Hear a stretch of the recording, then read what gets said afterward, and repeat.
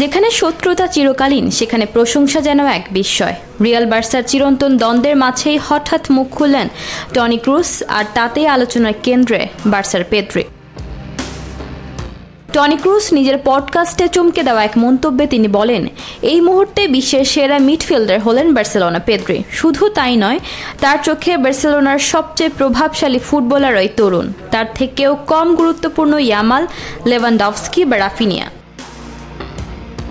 ক্রুসের বিশ্লেষণ অনুযায়ী গোলদাতারা আলো কাড়ে ঠিকই, কিন্তু ম্যাচ গড়ার কাজটা করে পেদ্রির মতো খেলোয়াড়রাই।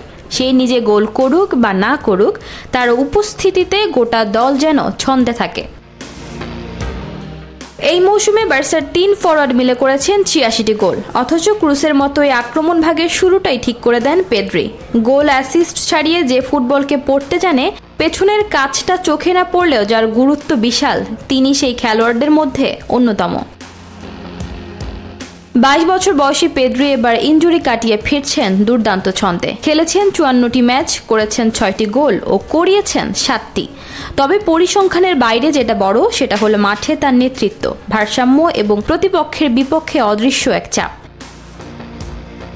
চ্যাম্পিয়ন্স লিগের ফাইনালের ঠিক আগ মুহূর্তে যেখানে ইন্টার মিয়ানের বিপক্ষে দ্বিতীয় লেগে নামবে বার্সা, ঠিক তখনই পেদ্রিকে ঘিরে টনি ক্রুসের এই উচ্চমাত্রার প্রশংসা যেন বার্সার জন্য বাড়তি অনুপ্রেরণা।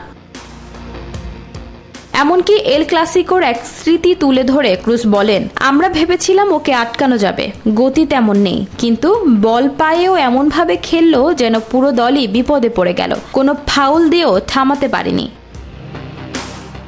একজন রিয়াল মাদ্রিদের কিংবদন্তি যখন পেদ্রির মতো তরুণের কথা এত উঁচু করে বলেন, তখন বোঝা যায় তার প্রতিভা শুধু প্রতিদ্বন্দ্বীদের বিপদ নয়, বরং শ্রদ্ধার বিষয় হয়েও দাঁড়িয়েছে।